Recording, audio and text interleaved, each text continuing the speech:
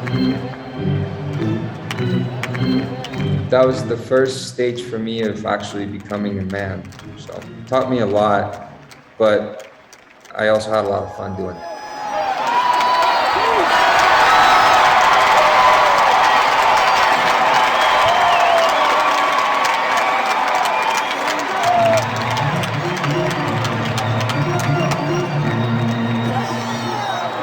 Welcome to episode 162 of Alberta Dugout Stories, the podcast. I'm Joe McFarland, and welcome to the brand new season, 2022 of the pod.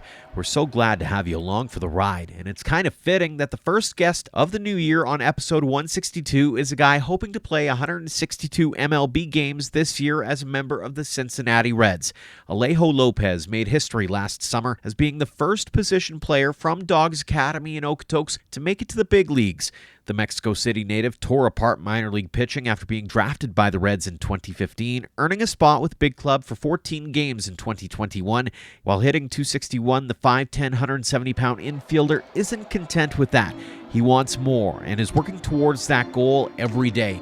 Lopez took some time out of his busy schedule to sit down for a candid conversation with us over Zoom to talk about his baseball journey coming to Alberta and his hopes and dreams going into the future. Alejo, welcome to the podcast. Thank you so much for taking the time. Yeah, of course. No problem. You're back home in Mexico now. Take us back to the very beginning. I feel like this is a good jumping off point. Growing up, how did baseball become the game for you? Well, my grandpa and my dad played professionally, so they taught me the game, and I grew up around the game. And my dad was in the front office for a team in Mexico, and so then I was just always around the players and around baseball. So then I just grew up around it. Yeah. Were you watching the big leagues growing up? Did you have a favorite player or team? Talk us through that inspiration piece that made you want to keep chasing that dream. Yeah. My dad always talked to me about the big leagues, and he actually took me to a lot of games in the States. So then I would see and understand what the big leagues was. And he always kind of he told me that was the goal, right? That was the best level, the MLB. So from early on, I paid attention to the big leagues, and I started watching MLB baseball. And yeah, of course, I had favorite players, and I had, players I looked up to and that I wanted to go watch. And then, they're like your heroes when you're growing up. Mm-hmm. Who were they for you?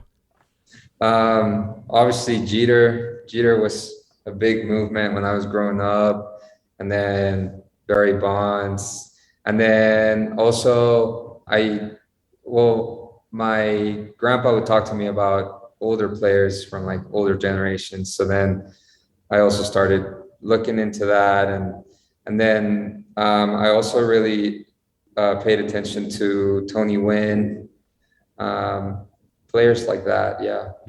I suppose a lot of that, like when you think about how you've had success from a hitting perspective, Gwynn kind of comes to mind as one of the best ever at being able to be basically untouchable from a hitter's perspective. How much of that did you try to bring into your own game?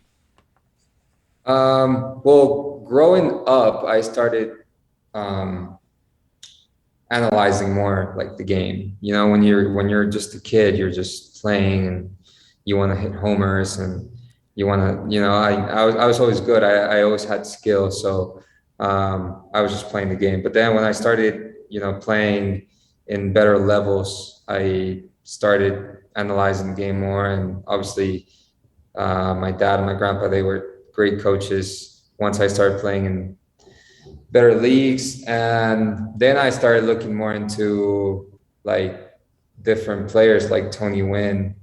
So then I was like, well, maybe that could be me at some point. I didn't know like how much I was gonna grow or how big I was gonna be. I didn't really know my game, but I love the fact that he was able to. I mean, nobody could get him out. Mm-hmm.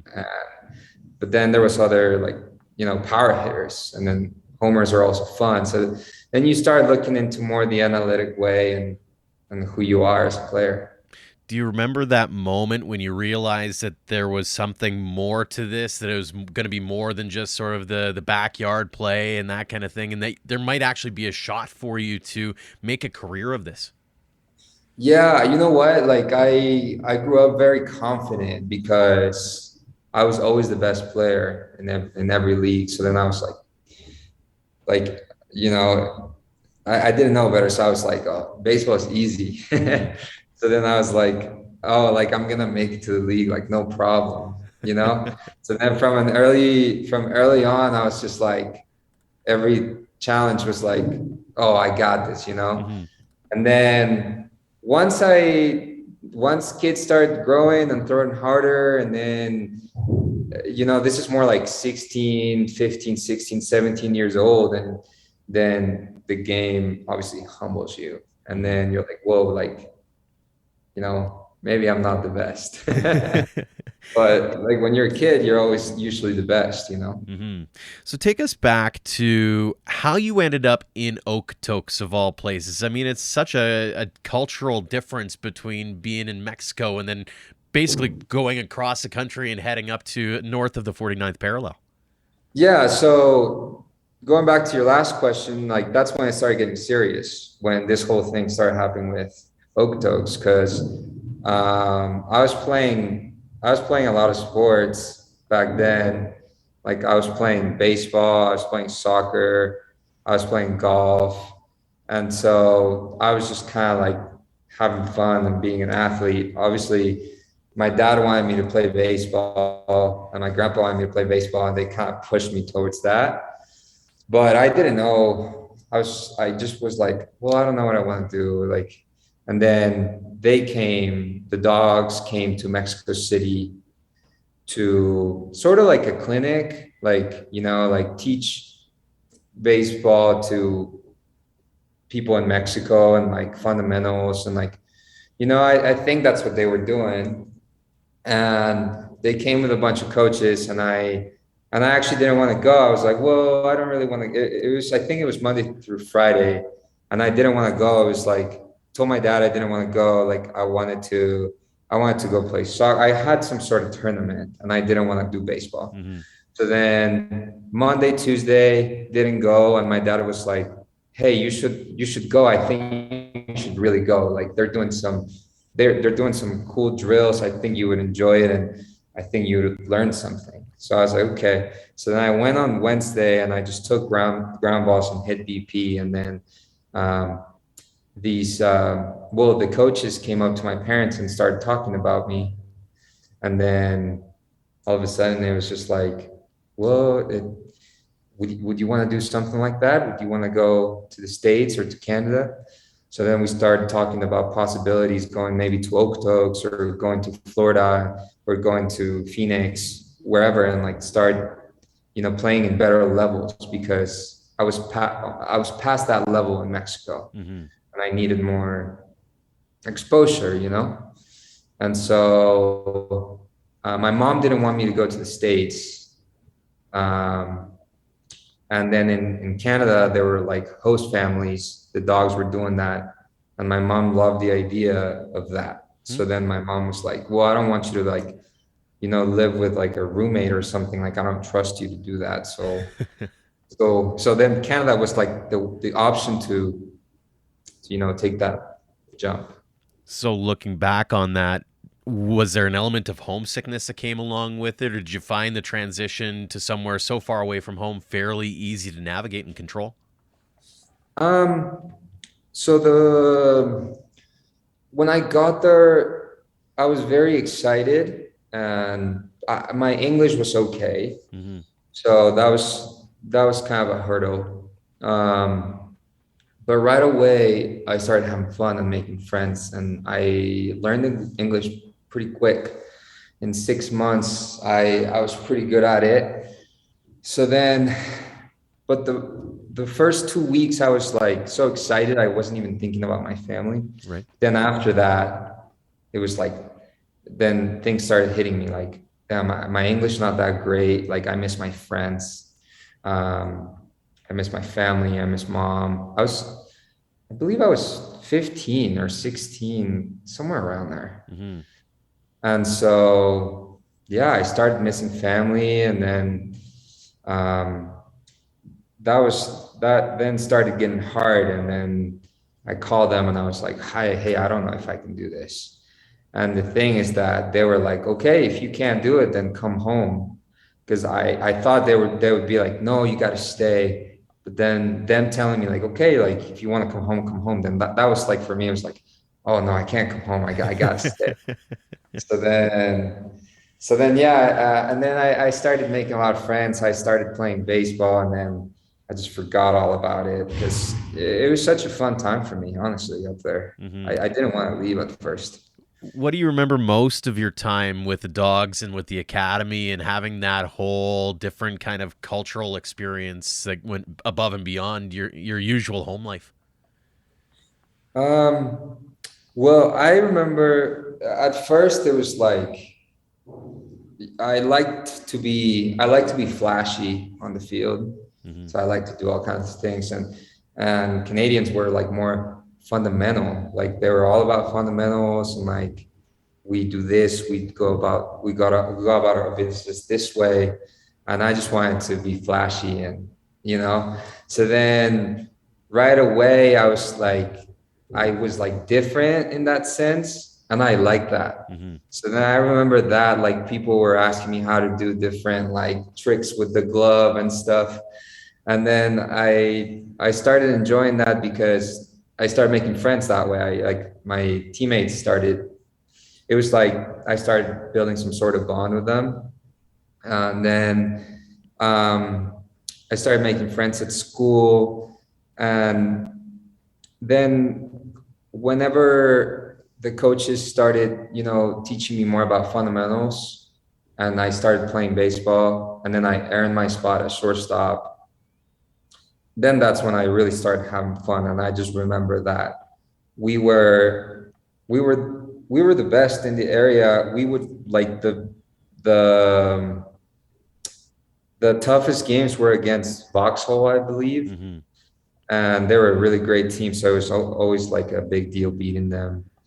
And then just like playing baseball and building a connection with all the guys and being a team and learning English and just being in a complete different, like my parents aren't around.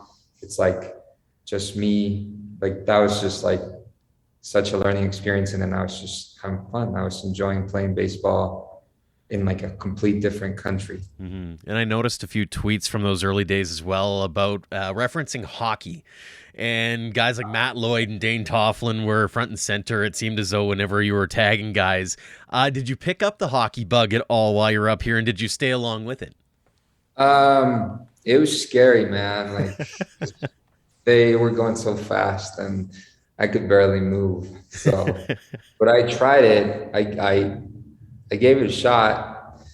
I learned to skate, but I wasn't good. Like I could Hmm. move around, and but I wasn't really. I wasn't great.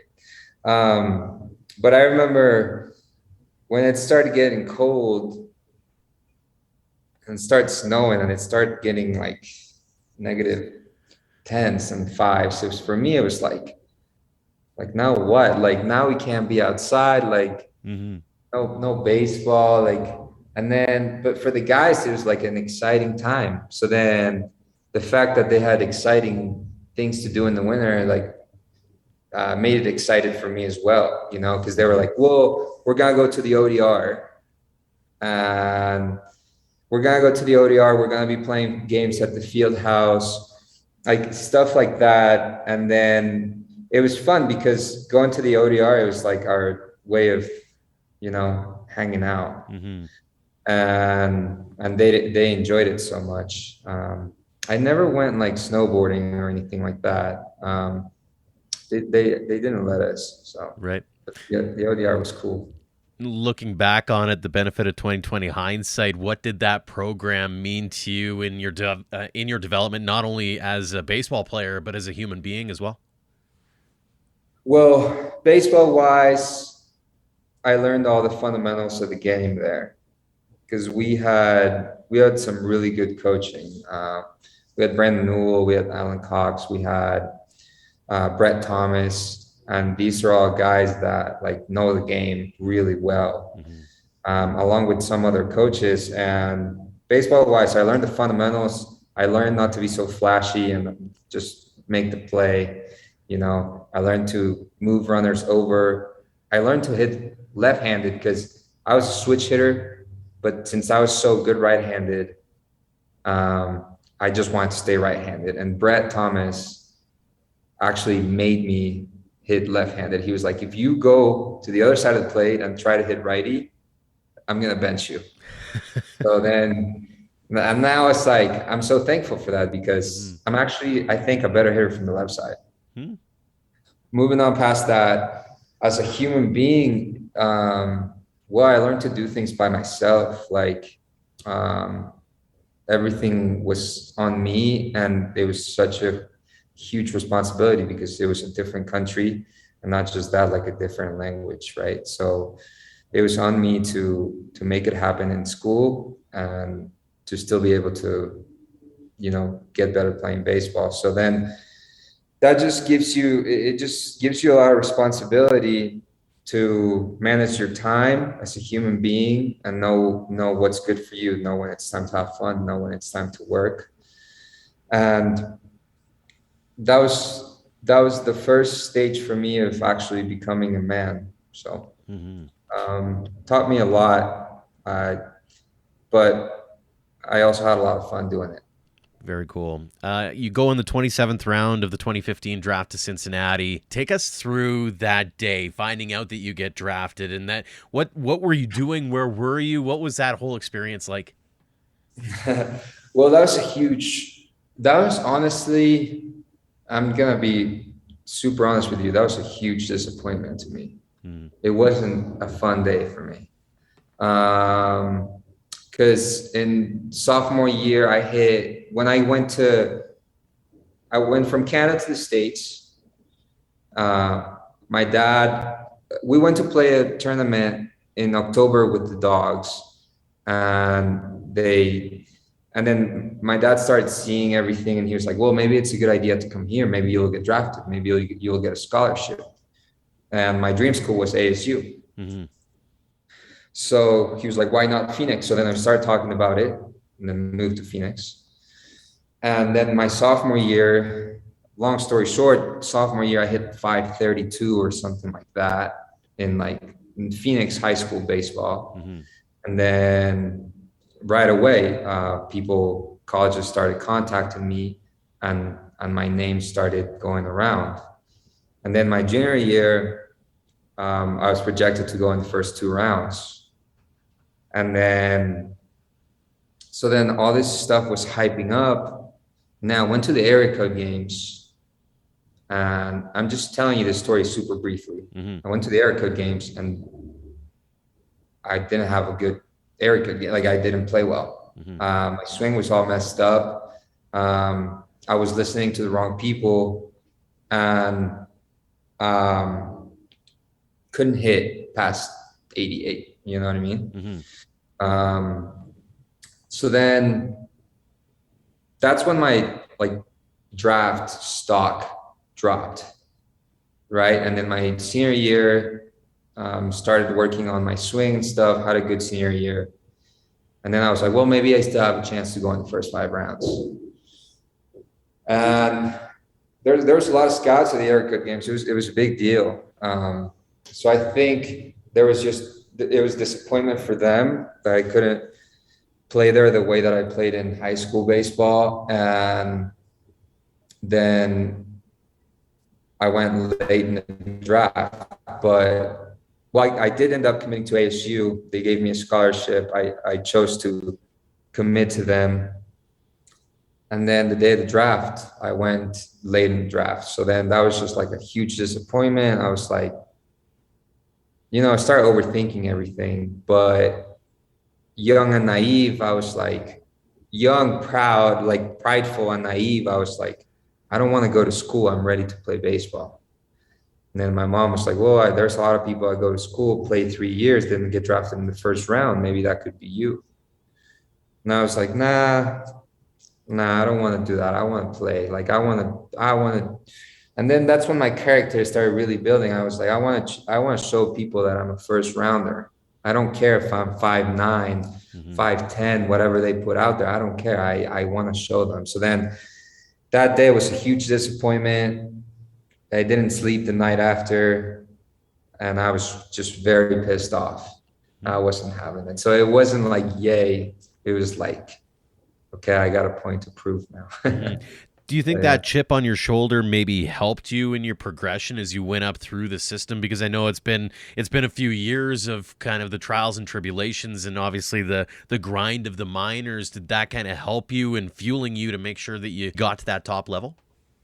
No, absolutely. That was a start. That was a start of character building, because I was always so good. Like, there was no troubles. Like, the first time I faced a struggle was at the area code games, and it was like 3 days, so I was just kind of like, oh well, everything's fine. Everything wasn't fine, but I thought so. But then that was the start of, from there on out, I was an underdog. I was never like, oh, he's the guy, never. It was like, let's see what he can do. Like, I had to prove that I could play in the MLB, like so a coach with the Reds told me this, like, a first rounder has to prove he cannot play in the big leagues. He's unable to. A 27th rounder has to prove that he can play in the big leagues. So the first, second, and third round, they're always going to get all the chance possible. And this is just facts, like, it's a business. That's the industry. You know what I mean? So then I knew that going into it, but I was playing the odds, see what happens. So then that was the start of me building character and, just really seeing what I can do. Fast forward then to late June of this past year, and you get that call to join the Reds 40-man roster. Day later, you get into your first game. What goes through your mind during that whole process as you're probably hearing the rumblings that you might be called up, but beyond that is kind of mentally preparing yourself for any and all possibilities once you do get that call? Well, right before that, it was like, okay, so spring training, I get invited to report early with big league camp. So then I get 10 at bats and I get 3 hits. So then not much opportunity, right? Just 1 month, 10 at bats, not great. But I understand because there's priority, right? The Reds want to win. I understand the industry. I understand why. And this is just the way it goes sometimes. You just got to wait for your chance, even if you're ready. So then after that, the Reds give me the chance to go to the alternate site, which is like a month of, it was like a month in case the Reds, the big league club, in case they got like a bad COVID situation, these were the guys that could potentially get called up. So then the Reds give me the chance to go to the site. I was really excited about it. It was a month. I played basically every day, and it was just absolutely, it was just ridiculous. It was 1 month. I got about 100 at bats, and I got like 45 knocks. It was, like, honestly, like, I gotta say, like, they couldn't get me out. So then I'm like, okay, like, I'm definitely going to make the AAA club. Like, you know what? Like, I'm going to make the AAA club, and those numbers don't show up anywhere. But I was like, that's cool, because I'm going to go AAA. I'm going to do the same thing. And no, like, they sent me to AA after that. And I'm like, such a disappointment. So honestly, at this point, I was just playing angry. I was mad. I was waking up every morning and I was pissed off. It was like, I'm mad. Like, I'm going to the field and I'm pissed, but not recklessly, right? Because Right. I'm still trying to make the club. Like, I'm trying to get to the big leagues right now. Double A, I hit, I don't know, 370 or something in a month. Um, a lot of doubles. I get called up to Triple A. First pitch I see in Triple A, and that was crazy too, because they had to do the COVID test when I got to Triple A, and it wasn't, I don't know, they were taking a long time to approve it. So then they were like, hey, go home. Like, you know what? Just like, you'll play tomorrow. This is in Louisville, and I drove there. And they were like, go home. We'll check your test. We'll tell you tomorrow what time to report. So then it's like the seventh inning in the game. And they're like, hey, head over to the ballpark. Your test is approved. So I go to the ballpark. They're like, hey, put your pants on. Like, this is your jersey. I'm wearing like this baggy jersey, horrible pants.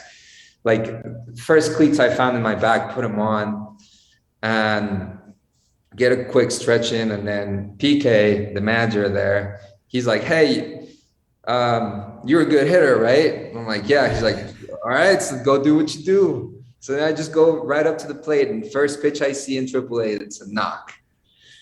So then I start playing every day after that, and I hit in less than a month. Same, it was like 28 days. I hit like, same thing, like 360, ton of doubles. And then I'm walking to a locker room after a game, and PK, I'm walking past the manager's office, PK, Pat Kelly, and he calls me into his office. He's like, hey, I got to talk to you. I'm like, oh, come on. You're expecting the call down or send back I'm like, down. I go to Double A? Come on. No way. Like, what's this about?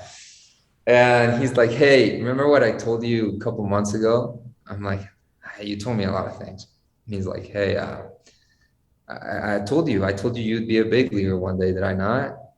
And I was like, yeah, I remember that. He's like, all right, well, tomorrow's your day. No way. And then it was just like, what? Like, is he joking? Is he being serious? Like, you always anticipate that moment, but you're never ready for it.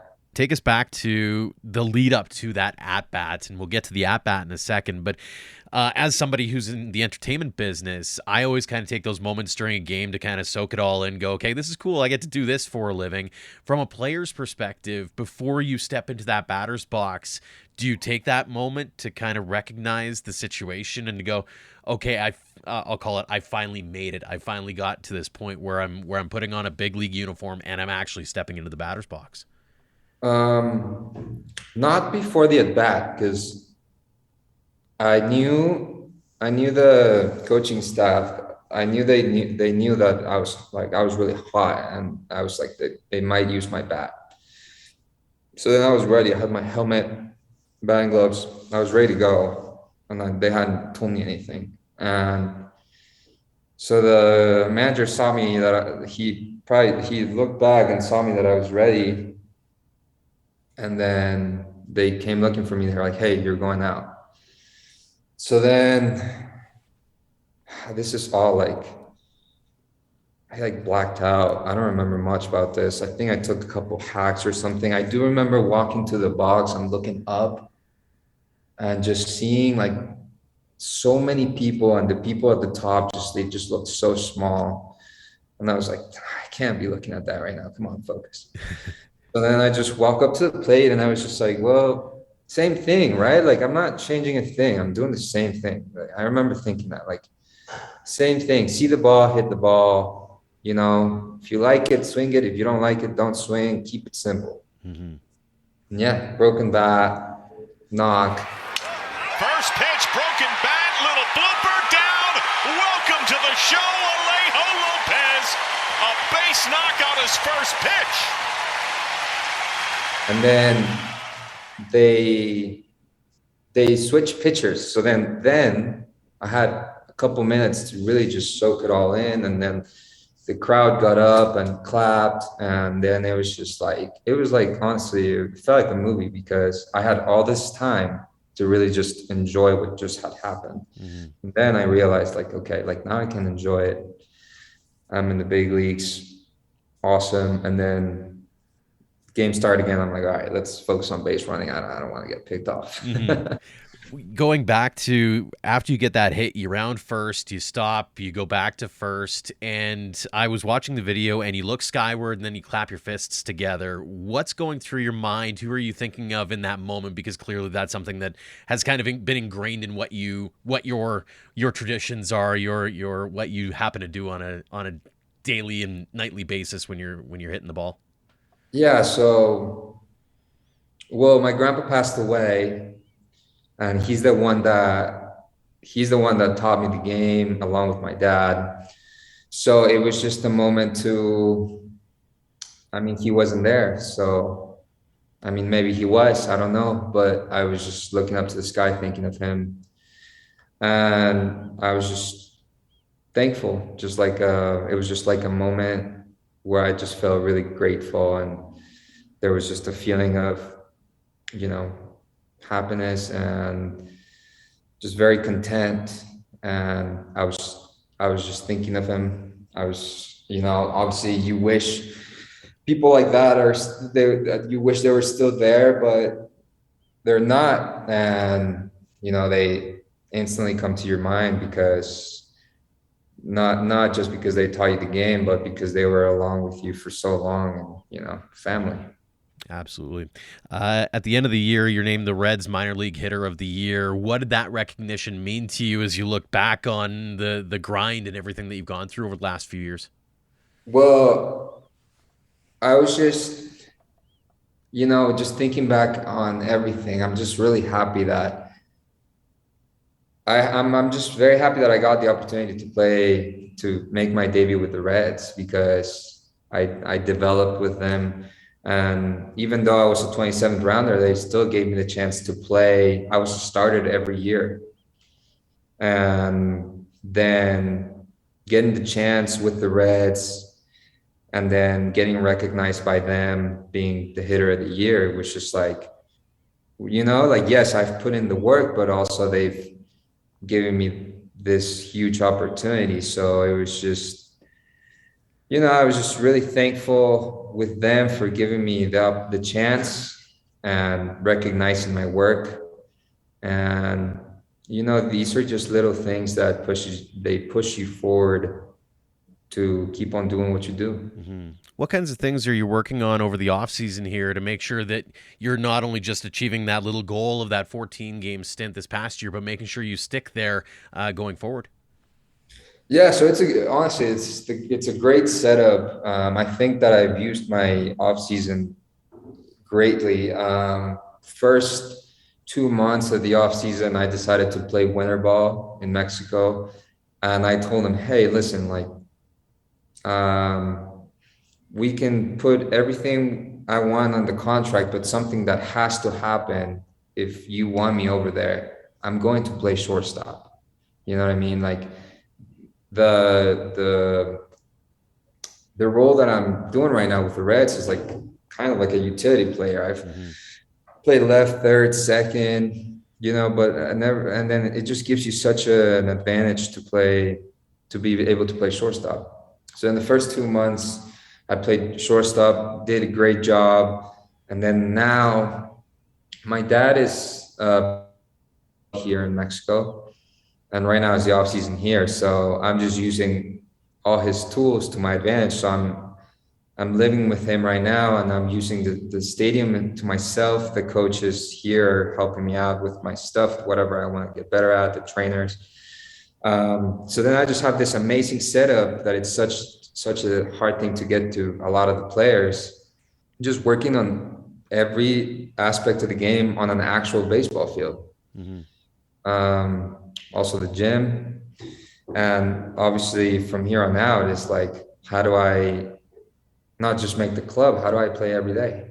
I want to ask a little bit about your social media, and you've been pretty active on it for quite a while now, and you've always been kind of ahead of the curve when it comes to posting about thoughtful or inspirational content. I'm curious, what drives you to be that kind of athlete, to be able to connect with your fans in that way?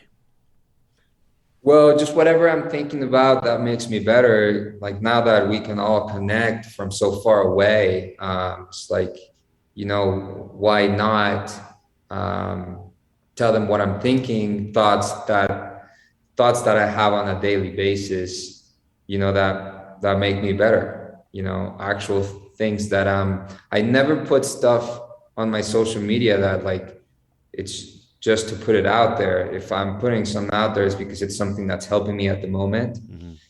And maybe it's not just self-centered, it's for like everyone's personal life or goals they have, because yeah, I'm a baseball player, but other people do, they have other goals in other industries. So maybe this can help you in your path to whatever you're looking for, and I just think that after what's happened to me in the past 6 7 years, it's like, well, if I could achieve something this big, if you have the right mindset, other people can do it in any other industries and whatever they're looking for, whatever they're doing. So then I just shared for that purpose. Very cool. Speaking of fans, your social media would also seem to indicate that you're a really big fan of your parents, and you've mentioned them a couple of times during the course of this interview. What have they meant to you in your journey as not just a baseball player, but obviously as a man as well? Well, my parents did everything possible for me to. They did everything for me to reach my dreams. They were always first. At first, it was more like they gave me everything materialistically to achieve, whatever I wanted to do. But then when it was all on me, that they can't stand in the box and hit for me. They were always there for me, spiritually. Always a big support. So then in all these aspects of life, they've always been there for me. And we're such a close family, not just my parents, my siblings as well, that it's like, I always have them in my thoughts. We talk every day, even when I'm far away, and thankful for them, for all the support they give me emotionally. Mm-hmm. A couple more questions for you here before we let you go. Firstly, when you were at Dawgs Academy, you probably saw the alumni roll through offering pieces of wisdom or words of advice. Now that you're that guy who has the benefit of hindsight being 2020, you've achieved all that you've achieved to this point. What advice would you offer to those young 13, 14, 15-year-old kids who are just starting out on their journeys and maybe hoping to follow in your footsteps one day?